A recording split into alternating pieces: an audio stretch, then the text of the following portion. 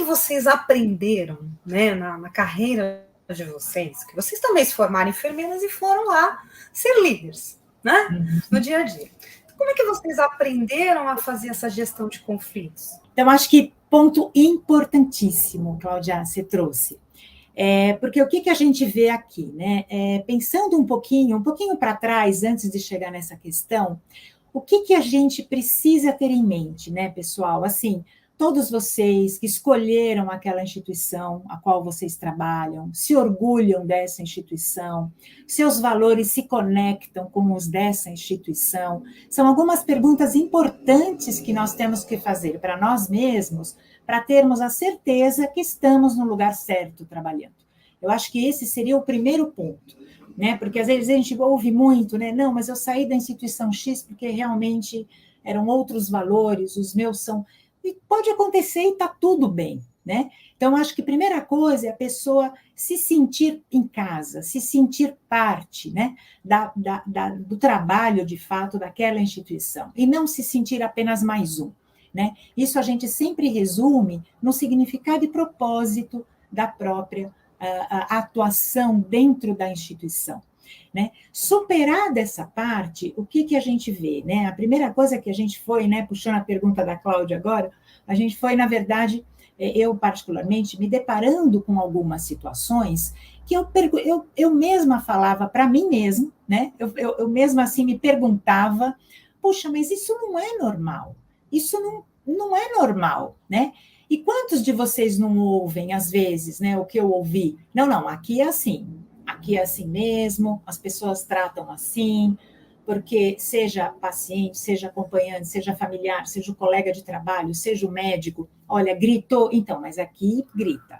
Então, é algo que tem que incomodar a gente, incomodar no bom sentido, né? De falar, pera um pouquinho, mas fulano levantou a voz, é normal? Não, peraí, gente, não é normal. Então, eu acho que essa autorreflexão é extremamente importante. Alguém que interfere negativamente nos cuidados, né? Você quer ir lá, você está prestando cuidado com toda a prática baseada em evidência que você aprendeu, e alguém vai lá e fala, não é nada disso. Não, como não é nada disso? Espera um pouquinho. E aí começa. Então, eu acho que essa autocrítica, autorreflexão, desculpem, a gente precisa fazer.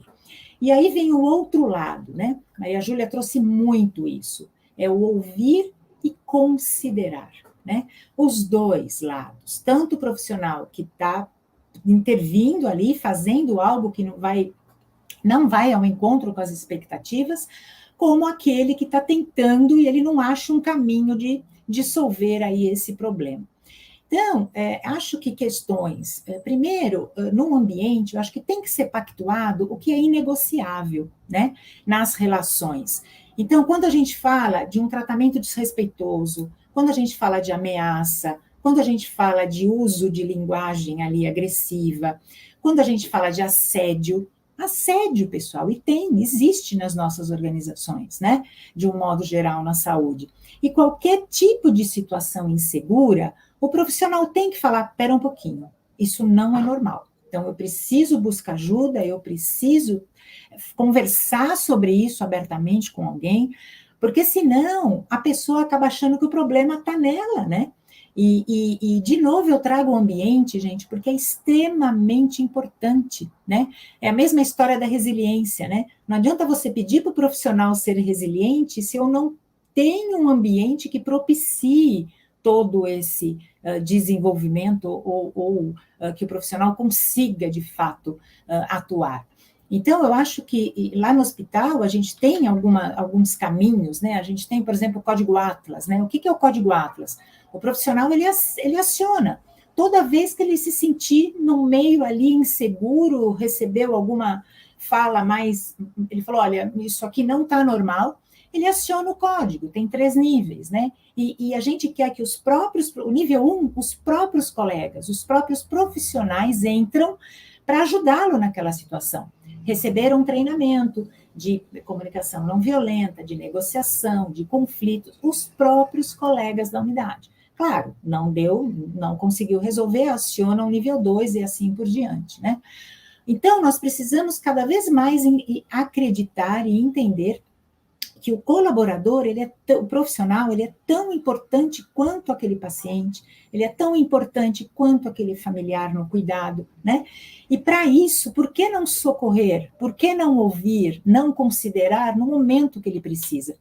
Então, acredito que as instituições possam criar mecanismos de acionamentos, conversas, algo relacionado, né, para que a gente possa, de fato, tratar esses, digamos, às vezes fica aquele assunto que eu não sei se eu falo, eu não sei se eu não falo. Sim, tem que falar, tem que colocar abertamente na mesa.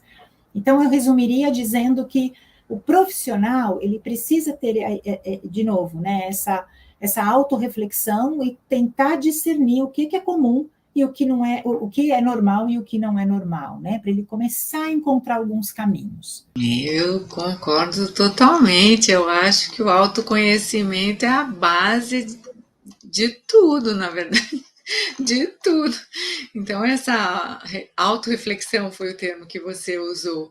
Eu acho que é fundamental. Eu acho que é fundamental porque todos nós nos cansamos, todos nós temos bons e maus momentos, porque estamos com dor, ou porque estamos com alguém doente em casa, ou porque a gente está louco para sair de férias, né, não aguenta mais.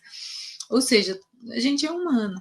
Então, primeiro parar e pensar como eu estou, né? Isso faz muita diferença. Eu fiquei com uma vontade de contar uma história, eu vou contar, né?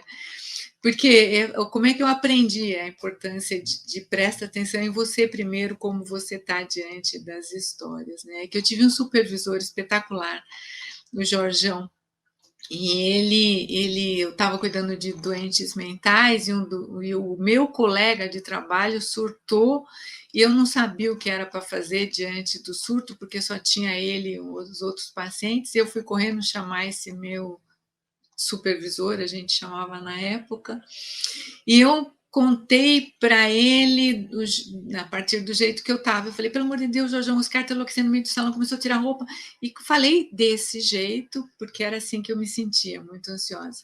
E ele não se mexeu. E eu falei, meu Deus do céu. E repeti, porque eu achei que ele não tinha entendido. Repeti tudo, só que ao final da frase eu falei, você entendeu? Ele falou, eu entendi, eu só não preciso enlouquecer junto. Eu amei isso e trago comigo isso sempre. Eu não preciso enlouquecer junto. Então, eu acho que essa autorreflexão primeiro me põe no papel de da onde sai a minha fala, da onde sai a minha ação, né? Agora, como eu aprendi, eu acho que eu comecei a estudar comunicação, isso para mim fez toda a diferença do mundo, porque comunicação é troca, né? Da maneira como eu aprendi, estudo e ensino, comunicação vem, né, do latim comunicare, e comunicar é colocar em comum. Então, quando eu entendi a importância desse colocar em comum, para que a gente possa atingir a mesma direção, a mesma meta, isso me ajudou muito, porque em tudo eu vejo a importância dessa reflexão do que eu estou oferecendo, e do que eu sou capaz de trocar, sabe? Fazendo um jogo de frescobol, não de tênis. Ou seja, eu também tenho a condição de jogar para o outro, mas eu quero que o outro pegue a bolinha. Eu não quero ganhar de ninguém, porque a gente tem um objetivo que é comum, né? Então, eu vejo que é fundamental a gente ter essa clareza todo o tempo da onde sai a minha fala, da onde sai a minha ação, e assumir essa responsabilidade de se aperfeiçoar nesses processos de troca, porque o líder acaba sendo espelho, e por mais, na verdade eu não conheço nenhum lugar perfeito, acho que Shangri-La não existe, mas existem seres humanos que continuam sendo exemplos até hoje para a gente. E aí eu vou atrás deles, assim, eu vou atrás, eu quero aprender com eles, eu leio o que eles escreveram, eu presto atenção na maneira como eles agiram diante de grandes conflitos. Só para citar um grande líder, né, o Nelson Mandela, ele, vocês sabem, ficou 27 anos preso e depois se tornou o líder de um país, né, se tornou o presidente desse país que o manteve preso por tanto tempo. E o cara é capaz de deixar uma coisa escrita do tipo: eu desejo que as suas escolhas sejam pela sua esperança e não pelo seu medo. Eu desejo que suas escolhas sejam feitas pela esperança e não pelo seu medo. Cara, eu acho isso maravilhoso. Então, o que eu faço é eu fico tentando ir atrás de quem é bom, porque eu quero aprender também. Então, não fico longe, não. Eu fico bem pertinho de quem é bom, porque eu quero, por mais que eu não ache um ambiente ideal, porque eu não acho que esse ambiente exista, eu acho que a gente faz diferença no ambiente que está.